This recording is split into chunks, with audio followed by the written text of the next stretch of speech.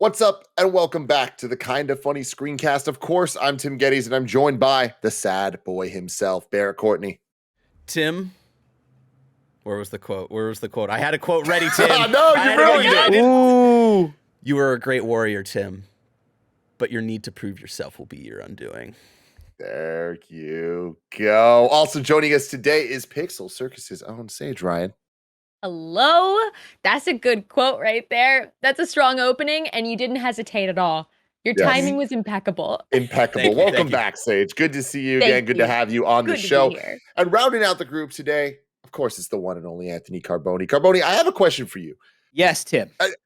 Do a lot of people call you Anthony? Because I feel like somewhere along the line, I started calling you Carboni and never looked back. And I realized that a lot of people in our circles call you Carboni, but like, what are your circles? It's Anthony. it's about half and half. I think there are groups of people that call me Carboni because Carboni's a fun name. It's so good. So fun. But it's really fun. I have a younger sister who always went by Carboni, wanted to go by Carboni. So when we're together, she is the only Carboni. That's the only it can only be one. The only way it's allowed. Rule of one. Yeah. Yes. Yeah, in our circle, he's just Anthony. Mm-hmm.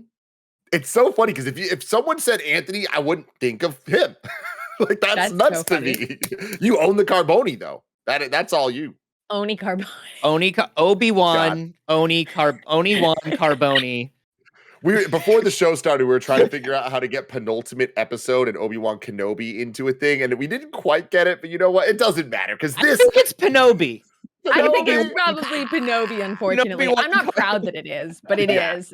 Yeah, but I am proud that this is the Kinda Funny screencast where each and every week we get together to talk about the latest in TV, movies, and trailers. And right now, things are popping off. If you like The Boys, Stranger Things, Miss Marvel, Obi-Wan Kenobi, Thor, Love, and Thunder, guess what? You're in the right place. YouTube.com/KindaFunny or roosterteeth.com. If you want to get this as a podcast, go to your favorite podcast service, search for Kinda Funny screencast, and we'll be right there for you. If you want to get the show ad-free, if you want to watch live as we record it, patreon.com/KindaFunny, just like our Patreon producers, Gordon McGuire, Molecule, and Fargo Brady. Today, we're brought to you by Shopify and Athletic Greens, but I'll tell you all about that later. I want to get right into it. Saige, let's start with you. You're raring to go on this one. What are your thoughts on episode 5? So I had to rewatch the episode because I was very, very tired last night, and I was falling asleep through it, and I was missing things, and I knew it, and I was trying so hard. And then I rewatched it, and I was like, holy shit, how? That was such an incredible episode. I think when we all set out for the Obi-Wan series, we were like, all right, we're definitely going to get a little Vader. And initially it was like, ooh, we know that there's going to be a cameo from Anakin, right? We're going to see him at some point. I never could have predicted getting this much Vader. And I'm so happy about it. I feel so incredibly fulfilled by this series. Oh, and he was good in this one too. Yeah, go for it. Go for it, Carboni. I love this. Last week we were talking about how the way a lot of these Disney Plus shows are structured is you miss a little along the way, but then when they hit the third act, things come at you strong, and they really did. I think this satisfied a lot of the hanging threads where I was like, this is too loose, this is too nebulous. I need more, especially with Reva. I needed more grounding for the character, and we definitely got that, and I was extremely, extremely happy with this episode. Bear. Yeah, I'm the same way. Like we talked about last week. Last week's episode was where the show started to lose me a little bit, just because like structurally, it felt the same as episode 3 and didn't give me enough to ignore that. Whereas like this episode, I think the bones and the structure almost are very similar to the last couple, but because we got the meat, the drama this episode, the kind of character building that we've been waiting for, that we were expecting in an Act 3, because that's all coming together, this was absolutely fantastic. I was like staying up to watch it at midnight, and like because school is out, Alyssa was also awake for a bit, but she was starting to go to bed right when we got to midnight. I was like, all right, let me put on my headphones to watch the episode. And it was like kind of like pointless because the first shot I just like kind of gasped very loudly anyway. So it's like, all right, well, I might as well have just kept this going up on the sound bar. And that was my entire mood up until the very end of the episode, which we'll have to talk about, because kind of a little bit like last week's episode, like I liked it fine. But it was like really at the end of last week's episode where I was a little concerned of like, all right, where are we going in the next episode? And I do have that same feeling a little bit going to the last episode here where they end this one. But overall, of just like everything else that happened in the episode and how it's all paced out, I got a lot of like, not just ignoring just the kind of flashback stuff of just what the actual episode is, like where they're currently at. Like I was getting like very similar like Battle of Hoth vibes and stuff like that, of just like, and like true to that, like Star Wars has tried to kind of redo Battle of Hoth in like other scenarios in Star Wars media, and this is the first time where I really felt like, oh, like this is actually like hitting that same like kind of level of defeat already before the battle has even begun, before like and that level of success that I really haven't felt since they did Battle of Hoth, and I was really impressed by that. So yeah, there's a lot to talk about, but yeah, overall that's those were my main takeaways from the episode. Yeah, this one for me kind of brought everything together in a way that I think was really necessary for this show, in terms of all the different plot threads and kind of the character development, especially characters like Reva. We've been seeing this kind of like building up to this moment. All of the four of us have kind of talked about how it's super obvious that she was a youngling and whatever, but I really like how they eventually revealed that and told the audience. And I think that it was a really nice kind of release. And when we see her battle Vader, like that was a great moment. Like that was a cool fight scene. It was seeing Vader in live action. Like Saige was saying, I didn't expect to see this much of him in the show, and to see him face off against her, have that be as cool as it was, and have it end the way that it did, and like where she stands as a character right now. And even just like kind of the plot points, we were kind of wondering, like, is she going to be mad at Obi-Wan for like abandoning her, or is she mad at Anakin, or what is it? And I like the direction they took with it. It kind of wasn't what I expected, and I think they did a really good job with that.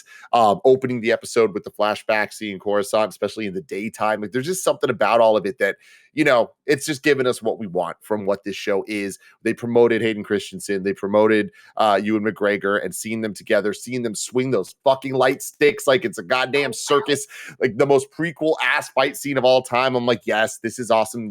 Thank you. So all that stuff was great. I'm with Barrett at the end of this episode. Maybe even worse than Barrett, it really bummed me out. This is the one thing I was telling you guys I didn't want to see, is don't put Luke in peril. Don't make Obi-Wan have to go save him. And that looks like it's exactly what they're doing, which I kind of see as a bummer, in the sense of, we always hear the critiques of like, oh, we're going back to Tatooine, and everything's connected. This feels like the most like, really, guys, we're not only going back to Tatooine, I'll tell you this. Everything's connected. I have some thoughts when we get to that. I have some thoughts on some ways that they may be upending those sort of expectations. Okay. I hope. We'll talk. I'm a little nervous about it. Like that moment really at the end felt like almost like fan fiction-y, of like, now it's all about Luke again kind of stuff. And it was just like, all right. I'm excited to hear what Carboni has to say about it. But yeah, my final thoughts on it, just overall, are like, I'm really enjoying the show, but I really personally feel like it's not hitting the highs that I kind of wish that it could. And maybe my expectations are just too high, even for like what Star Wars is these days, and what it even can be, and what this show can be. I mean, Hayden Christensen's old, so there's no getting over the fact that doing a flashback, he's not a 17-year-old. He looks like an old man. And if you can't get past that, it's going to be a problem. I can get past it. I love what they did. I thought it looked really good. I literally was sitting there going, holy shit, Hayden Christensen looks amazing. Yeah, I didn't have that same thought, but I think that's okay. I just think that in terms of the storylines and in terms of what they're doing, he doesn't look 17. True. Yeah, and again, I'm willing to be okay with that. But I think that in terms of the storytelling of this show and what this show actually is and what it's accomplishing and what it's trying to do, it feels more like a Star Wars comic come to life than I think we've ever seen before. And that's not a bad thing at all, but I do think that it's lesser than compared to what I would have hoped a Kenobi series was going to kind of tackle. And the the Hoth references that Barrett was making, it feels more to me like this was like a mission in a video game come to life. And again, these aren't bad things I'm saying. I just think that for Kenobi being this marquee thing of bringing back the prequel era actors into a TV show, I'm kind of like let down in a similar way that I was with Boba Fett, where I'm like, this is not what I thought this could have been. But having said all that, like that's not me being negative on it. It's just I'm not praising this as the best Star Wars thing I've seen from Disney that I think a lot of people are. I'm like, you know what? This is pretty damn good. This is pretty damn good, and that's okay. Yeah. I will come in with the hype and say that this is still my favorite Star Wars television. I have been screaming at every single episode. I thought Hayden Christensen looked phenomenal, obviously, given the context of knowing that he is a grown-ass man. I think they did good work on that. I thought that fight scene was so ridiculously incredible. I think it is some of the best fight choreography that we have seen. Obviously, I'm a big fan of Kylo Ren fight choreography. I'm a Kylo stan forever. Yeah. But I think that like the elevation that we're able to get to where they didn't know what they were doing on the originals. They just didn't have the budget to have truly properly like choreographed fight scenes like this, nor were we really at a place where movies were doing that. And then in the prequels, there's like CGI things that bug, but like the choreography's getting better. This is like, this hit this fight scene for me so freaking well. And for me personally, like this series overall has hit everything. I didn't really have any expectation of what I guess it would be going into it, because obviously we didn't know about Leia. We didn't know about any of these characters that were going to pop up in it. But it being, to me, it is simultaneously, we know Obi-Wan's story, right? Like, it's an Obi-Wan series, and it is, and I think it's more an Obi-Wan series than Boba Fett was a Boba Fett series, for instance. But I think this episode highlighted something that this series is also about, and it is the rebellion becoming an army. They said in this episode, we are not an army. We don't know how to fight. They were just kind of like smuggling immigrants essentially previously. And obviously like Anthony and I talked about this a lot last time too, of like, it very much feels like there's a ton of ties into the Holocaust and things like that. There's the carvings in the wooden rooms and the smuggling systems and all of that. The Underground Railroad, all of that stuff. Literally. Yeah. So I think that the story of how the rebellion became an army, which it is by the time that we've come to really know and understand the rebellion, from just a bunch of fucking scared people underground, was so like breathtakingly important to me in the Star Wars lore and canon. That is what made this like, this is such an important moment in Star Wars overall. To me, more than just like, well, you saved baby Leia. We know you saved Leia. Of course you did. We've seen it. We know Leia's going to be okay, and that's great. We know where Obi-Wan ends up, and that's excellent. We've seen the before and after, but that's that moment that we haven't explored for me that was just like absolutely majestic. And also heartbreaking. Fucking horrifying as well. Well, Totally. And we talked about how that was the big miss with Boba Fett, is we sort of skipped from Act 1 to Act 3, whereas like we didn't get that Act 2. This is supposed to be the Act 2 for the Rebellion, and we didn't get that Act 2 for Boba Fett. So it is kind of nice that they're laying the groundwork and showing us the cool part before they, the cool part of the building of it before they skip to like, and everybody's fine. You know what I mean? Whereas like Boba Fett was very like, no, he did a lot of cool stuff, but that's over now. Right. And he's an old guy and he wants to settle down. And it's like, I don't want to see Boba Fett cash in his 401k. Like, He's dealing with the space cancer Luke gave him. Yeah. Carboni, what's your take on the Luke situation? So, okay. Vader didn't see the hologram. Reva saw the hologram. Reva knows where Luke is. Yep. This is going to be I think they're turning this into a very pivotal scene for Reva, because we are leaving Reva in a very angry place. Vader has played her. Vader has also successfully convinced her that Obi-Wan has played her, because that's very easy to do. And now she's going to be in a place where I think we're going to see her go after Luke and decide in that moment what kind of person she wants to be. Because we know that Obi-Wan and Vader cannot fight on Tatooine. Mm-hmm. We know that's not going to happen. So what is this confrontation about? Who will be there? And we know at the very least it will be Reva. Mm-hmm. But then who else is going to Tatooine? Is Bail Organa going to Tatooine? I think so. Is Bail Organa going to try to convince this woman who is a Sith, was pretending to be the Grand Inquisitor, to let this child live? How does that play out? I don't think we're going to see the scene on Tatooine that we all expect. I don't know if it'll be something where we're all like, oh, well, I'm glad they brought Luke in.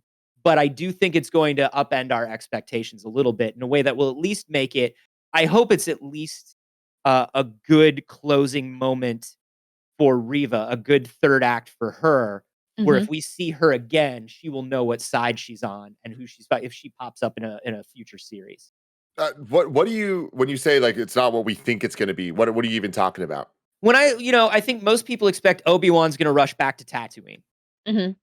And Obi-Wan is going to have a big lightsaber battle with somebody on Tatooine. Vader's going to find out, but Vader can't find out, right? Like there are a lot of things that people expect are going to happen that are like, I don't think is the way it's going to work. And I think even if Obi-Wan does show up back on Tatooine, I still don't think we see a big lightsaber fight or anything over Luke.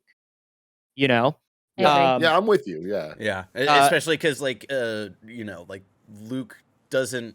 The first time Luke sees Vader is in A New Hope when he's about to kill Obi-Wan, right? Like, he doesn't even really know what Vader is as an entity. He just kind of knows about the Empire a little bit. He doesn't even believe in the Force. And and it's not like if you've seen Vader, you know the Force. He's never seen like Obi-Wan be like a crazy badass or anything. Like it's not going to come to that where like Luke is literally like Obi-Wan's the weird cave guy who gives him strange toys. Yeah. Like he's not related to us. Why does he keep giving me presents? Yeah.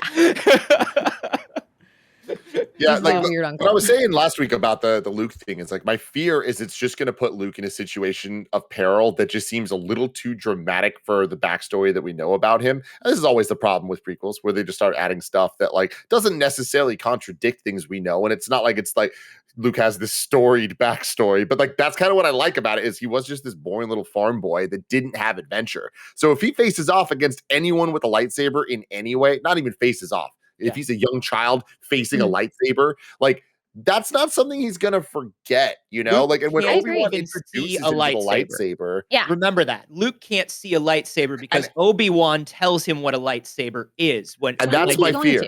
I don't think I think he's going to see Reva. Afraid they're breaking canon, and every time they've proven that they're not going to do it. People said the same thing with the Grand Inquisitor. They keep doing that. We're like, they're going against the canon, and it's like, no, they're not. Let them tell the story.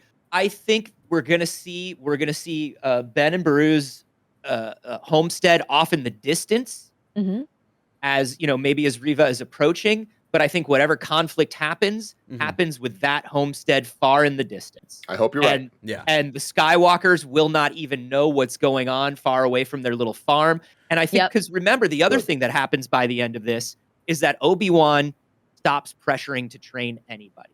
Yep. Right? Obi-Wan pulls this stuff as far away from everybody as possible. And so Obi-Wan and Reva, I don't think it's Bail because we got to think of like it all started with Reva trying to get information out of Owen. And then and then she sees the hologram in this episode where she's starting to put things together of like, oh my God, that farmer guy I talked to on Tatooine, which is a planet I just heard that I was just recently on. It's all coming together. I think Owen's going to be the one who like has this conversation with her. I'd love to see Owen have a conversation with her.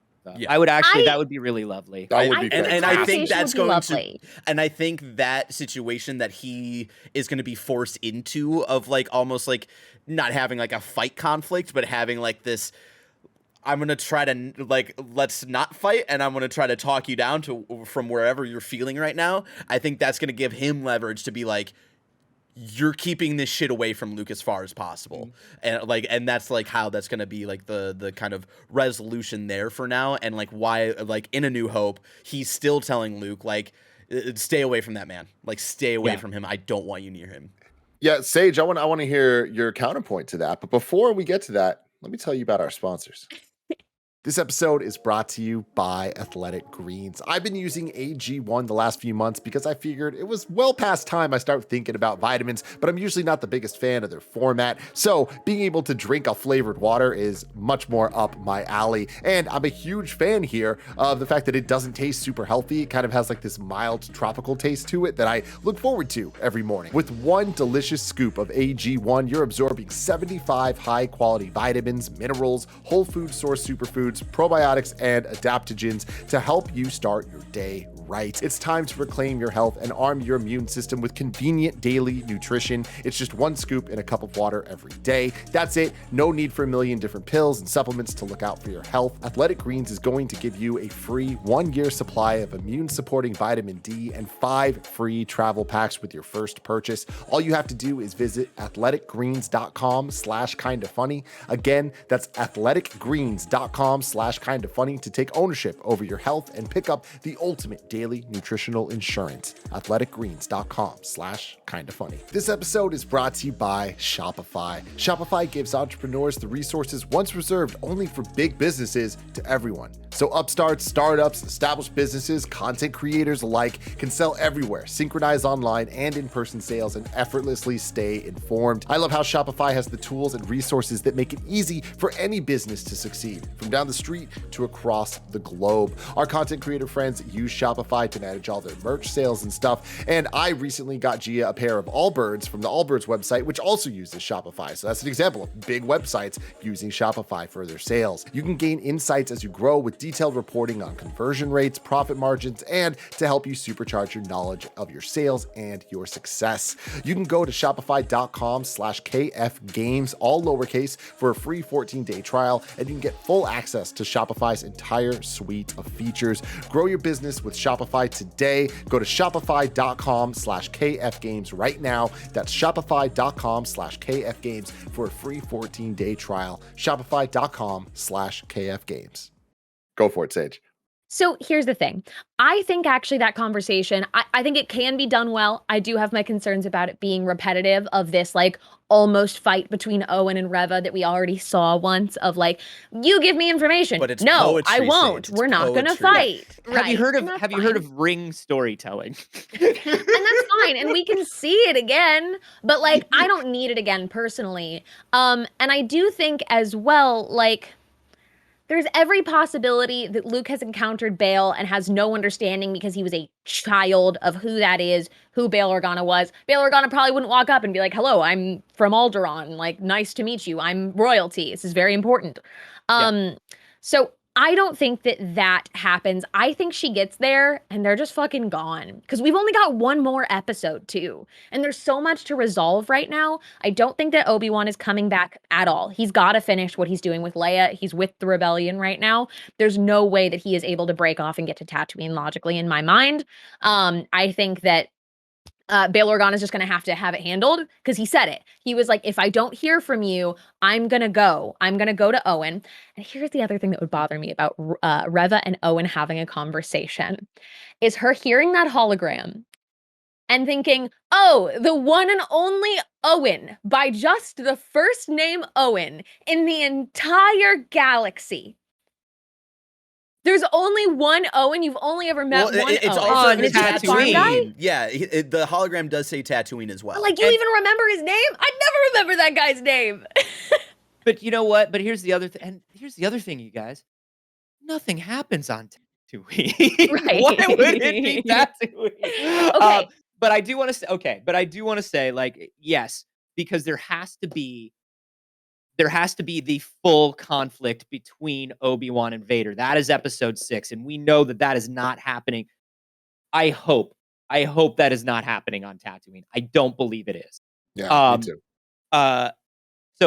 So Obi-Wan is not going back. We still have not seen that half helmet Anakin Vader that we were promised. Maybe it was just promotional art, but boy, I would really love to see that in motion. You know we what didn't I mean? get the Clone Wars thing yet either. Like, are we about to get both of those things in the next episode? Like, that could be freaking awesome. I want to say that having this Attack of the Clones era like flashback to start off this episode and really ground everything. Oh my God, it was so lovely and to finally see. just be a metaphor for the entire episode and their current conflict. That Yeah. that is this good classic, almost cheesy, but the perfect level cheesy of Star Wars storytelling. And And it's it and layered it's in multiple ways because it Mhm. wasn't only a mirror of the conflict between Anakin and Obi-Wan, but then it became a mirror of the conflict between Vader and Reva as well. Because she fought like Anakin did. The way that like he smacked and like hit again, which you never see a Jedi do, obviously. She fought like he did from such a place of rage. And I thought that that was another excellent mirror at the end of the yeah. episode. But it's also great because this means like it. Of course, you put this seeing them youngish, Tim, seeing them youngish, and and and having this classic fight before we see whatever this fight is going to be in 6 is really nice. Also, I don't. Did y'all notice? And maybe I'm wrong about this. Did you notice that the building that Anakin was just staring off into? Like when he was looking out and Obi-Wan comes in and he's like, "Oh, we're going to have our little play fight now." I think that was Padme's apartment building. I think people on Twitter were pointing that out The too. double skyscraper dome thing. I think that was Padme's apartment. Is like when you look at like those comparison shots, like there are way more buildings around everywhere in episode 3, and I don't know if that's just because of like time, like more like if that's what they're trying to like do is like a concept of artistic license. But I do think that's you're right on that. One thing I want to shout out, seeing in live action for the first time. Now, we got a variation of this in episode 9, but I'm just not going to count it. But seeing Vader straight up force pull down a flying ship, like that is like one of the most like Star Wars video gamey ass things ever. But to see it in live action, I was like, this is awesome. Vader's just been great. That was the most terrifying person in the galaxy. In that moment, it was just like, holy shit. Him ripping the ship apart. Oh. And God, it was another one of those things where people, when they saw like Kylo do it and then they saw Rey do it, they were like, well, how are they able to pull that? Like even Vader wasn't able to do that. And so I was like, oh, I love that they showed not only was Vader able to do that, he was able to do that so much more easily than either of the two of them could. The fight with Reva where he is just cat and mousing her before he even draws a blade.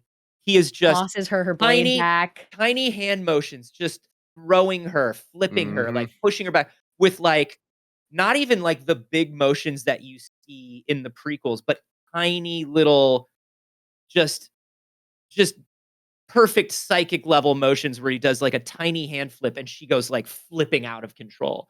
Just showing the power of Vader was amazing. The Force versus lightsaber fight, it was just such a cool thing that I didn't know I wanted. And like that to me is like a moment where I'm like, this episode is the reason why this show's kind of coming together for me. It's like, oh, okay, cool. We're getting some new stuff that like I didn't expect to see that like really kind of wowed me. Cause that whole scene, it escalated so nicely. Like just the lightsaber getting cut in two. Barrett, you just brought it up with the stance, all that stuff. There's like a lot of parallels between what they did here and a lot from this episode in general, and just like Ahsoka in the last season of Clone Wars.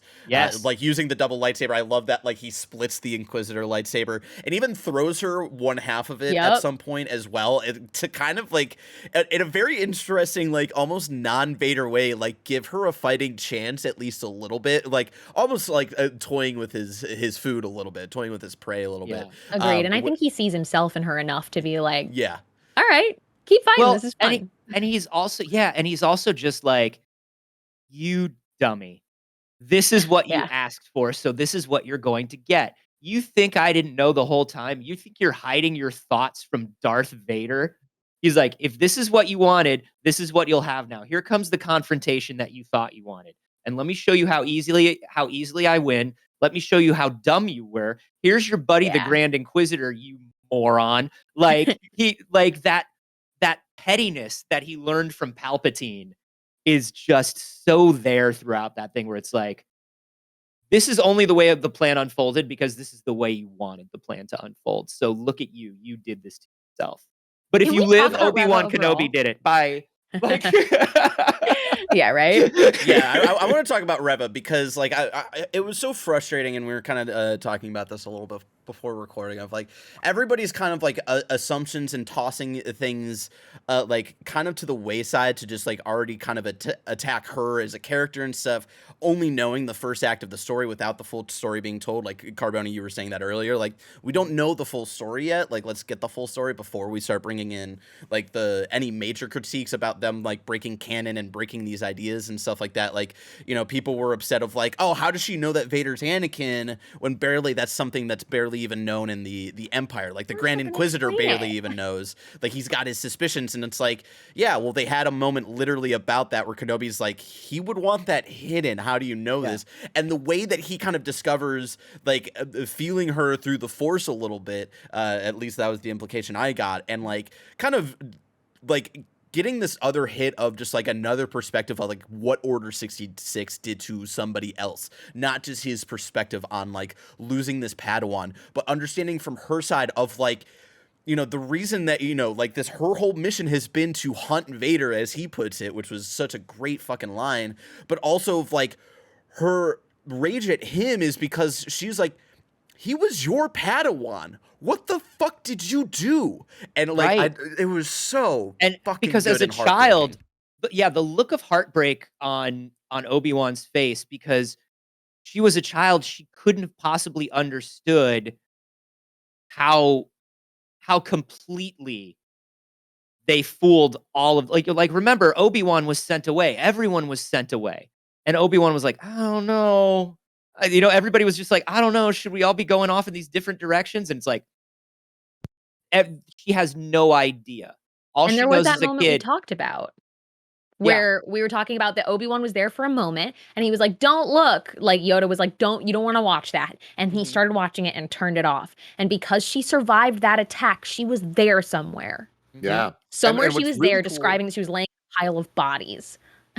What's really cool about this to me is, you know, this being a sequel to episode 3 in so many ways, and like it gets our minds thinking like, what would we want to see, like what would be cool. And I feel like the single line of the night of Order 66, you were a youngling, that Obi-Wan says to her, it's like, oh my god, yeah, like that is such a great thing to have this now Inquisitor being her origin story, being one of the younglings that survived getting slaughtered. That is like, to call it a meme, like it is also a meme, but like jokes aside of it, like that is one of the most like intense movie moments in my history of Anakin going in and killing the little kids. Like that is something that I don't think any of us would have ever expected to see at that time, at this time. No. Disney, it doesn't matter. Like that was such a moment of like, oh my god, Anakin is evil now. Like he is Darth Vader, and there's no going back. And Darth Vader is absolutely maniacal. And to now get the story of what that could have done to these poor kids, especially with like the trigger warning before the episode and all that stuff, with everything going on in the world right now, it's like, whew, it's some dark, scary shit, man. Yeah, and to have Vader repeat that to her, to say like, to call her a youngling. Yeah. Yep. When he's fighting Reva, and say, I have no further use for you. Yeah. Did any of you suspect that Reva was up against Vader, like there to hunt Vader? No, right? Personally, no, but I had seen like, I think comments even like in our videos and like some chatter of like people guessing of like, she might actually be trying to like do something against Vader. Like a shout out to someone in our audience. Yeah. So justified, but I never saw it coming. I thought there might be an eventual turn at some point, but I didn't think it was her plan all along. I thought it might have been more like something that happened with like Iden Versio, where she's like committed to the cause, but then she's like, oh wait, I'm seeing more and more of this. Scene. God, she carried those scenes so well. But I wanted to talk about some of the other, I did some translating and some other stuff of some stuff that was going on. There was some cool stuff that was going on where the wall for the path, where like Obi-Wan was like looking at it and you know, reading some stuff. Turns out a lot of people were on the path. So they mentioned on there, I paused and I looked at the Arabesh, and there's Ragonda Ismarin, Shin Atlas, and most importantly, Corwin Shelvey was there. Corwin Shelvey's name is on the wall at the path, and Corwin is somebody who he's a Legends Jedi, and he escaped Order 66. And in the old Legends canon, he tried to save as many Jedi as possible, which is now something that we have a lot of characters doing. But he also he was like fighting with the rebellion the whole time in the background, according to Legends canon. And he actually like tried to sabotage the Death Star too. Like he's been around. And so seeing Corwin Shelvey's name on the wall there, I was like, dang, they're really doing it. They're That's cool as hell. really doing it. You know, it was like when they showed when Obi-Wan says Quinlan was here, and I was like, Quinlan Voss is real. Like I know he's in the current canon because of Clone Wars and everything, but just hearing these characters, Getting that names and acknowledgement. seeing them on the path and being like, there's so much of like, oh, this character's alive. This person is here. You know, it also says Tiberius, which might be Tiberius Anderlock, who's another character who was around. And so it's just cool to see that they're sort of using the path to like put these things in the background. And I think gauge people's reactions, you know, a little bit and be like, is there a way to put this person in? And where do we put this person in? So that was fun. It's exciting that all of those people are alive. Let's talk about who's not alive. Let's talk about Tala and let's talk about Ned B, because my heart. Yeah. I think that speak was louder one of than the most words. It all came together. One of the most successfully heartbreaking scenes in Star Wars for me was Ned B leaning down to protect her with its whole body. This droid who can't speak. Yep. This droid who, oh my God. And just like they set that up, they planted that seed so well. It worked on me exactly. It was orchestrated perfectly to hurt my feelings. I'm a sucker for a good "May the Force be with you" sacrifice, and they just nailed it. I they was nailed that so surprised well. that they got a droid death to hit me more than K2SO, which I didn't think would have been possible because I Right? like that's such a moment. But like to have like more of the kind of like her looking at, because K2SO kind of like is speaking over the mic and it's like, you know, like climb and then he dies. But to have Tala like be right there with him and like tears are running down her face because she knows it's at her end, but she also has like kind of feelings for this droid, of just like the companionship of like he's been around to help her and stuff like that, and just to see him like sacrifice himself for her, like that was just so straight up getting Tala's about it. getting Tala's context too, because that was a little something that I think we were all kind of had in the back of our head, where she as a personality was clearly defined, and I knew where her heart was, but it was good for me to get that context of like, no, I wasn't somebody with the path who was pretending to be an officer no, I was an officer and I saw what happened and then I joined the path. Whereas like, as far as we knew, she was somebody who stole a uniform and some clearance. You know what I mean? Agreed. That's what I thought up to this point. Yeah, and so it was nice to get her story a little bit, but unfortunately, the moment she told that story, I was like, oh, they're gonna kill She's gonna Tala. die. Yeah. I was like, oh no, Tala's gonna die now. I even like seeing Haja come back and be like, I'm gonna do my best here. There's also some money to be made, but I'm also gonna do my best here. Loved it. You know, I thought for a second when they start running away, which like I'm gonna be honest, as far as escape plans go, like it wasn't the best. Like I feel like they should have already been in the ship to wait for Leia to open up this door, and then it wasn't until they opened up the door they're like, all right, now let's run into the ship. It's like, all right, we should have been in the ship already. I was thinking that too, but then the scene happened where he came in and tore that ship apart, and I was like, maybe actually planning like the ability to run and not be like cornered in somewhere in case it doesn't open, because that ship is only useful to them. Otherwise, it's just like, let's close ourselves in this room. Yeah, that's true. Let's put us all in one little nice clump for Vader to smash. But when he's running away and stuff started falling out of his pocket, I thought it was literally like he had already swindled people for money somehow. Yeah. But the fact that it was like the communicator and stuff like that, I was like, oh no, that's gonna bite them in the ass. I really want him and Hondo to meet that'd be awesome in live action form. If Haja was part of Hondo's crew for a little while, I would be so happy. I need a show, Star Wars, I know you're listening. I need a show with Hondo, Haja, and Dex. Lando. Well, put Dex, him in the Lando series. Lando series would be good too. Yes. They're all just running scams. You know what I mean? Oh my god. That's rad. You That's know, The really Ocean's rad. 11 of space, and it's Lando, Hondo, Haja. Oh my god. And Dex, don't forget Oh. Dex. Over on our Patreon live chat, one Cameron Kennedy asked, "Who was flying the first ship? Was that Autopilot, I would imagine. Oh yeah, that's a good point. I would imagine it was a decoy ship, so it was an autopilot situation. Yeah, that makes sense. That makes sense. Yeah. So closing out the episode here, how excited are you guys for the finale? I don't want it to end. I love it so much. This is the problem that I have with the pacing of all of these Disney Plus shows, whether it's Marvel, whether it's Star Wars, whether it's whatever. These 6-episode, 3-act structures. This is where I'm hyped. This is where I'm in. This is where I want more. And I wish we had 4 episodes to go from here. So I am extremely hyped. But I wish I had felt this way. I wish they had given that 3rd act a little more room to breathe. Oh my gosh, if this had been episode 4, I Yeah. would have been like, oh my god. Yeah, Where I are just we think it needed to be going? a 12-episode season. I personally I like the Please just Dave. 6 episodes. I think it honestly could have been 5 episodes. Still, like thinking back on episode 3 and 4, I think there could have been some things that you combined in there a little bit because they got a little too repetitive for me personally. But then to also like give, I think doing that would have given the final act a little more time to breathe, which I would have liked. I'm really excited. I'm nervous as well, just to see what they're gonna try to do with Luke and how they're gonna tie that in.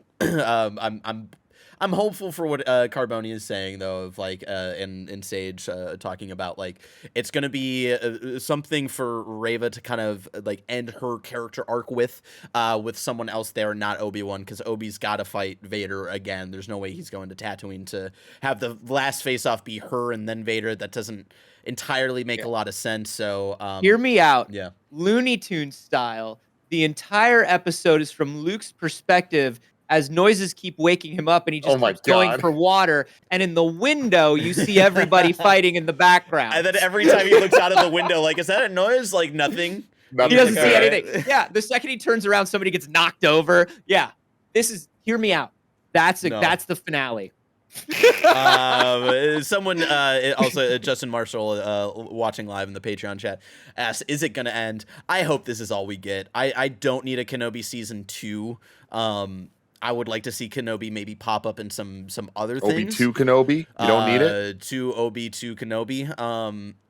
Yeah, I personally don't need it, especially with like us getting Vader so like in the 6-episode thing. If this was a multiple season thing, like I wouldn't have wanted to see Vader at all in this season personally. Like No. that's where I'm yeah. at. Like you gotta if you're telling an Obi-Wan story in the middle of episode 3 and 4, I think you gotta end with his dealing with Vader being a thing, and so that's just personally where I'm at. But I don't need we'll more see. Kenobi. I don't need more Kenobi, but what I do like is we have introduced the path.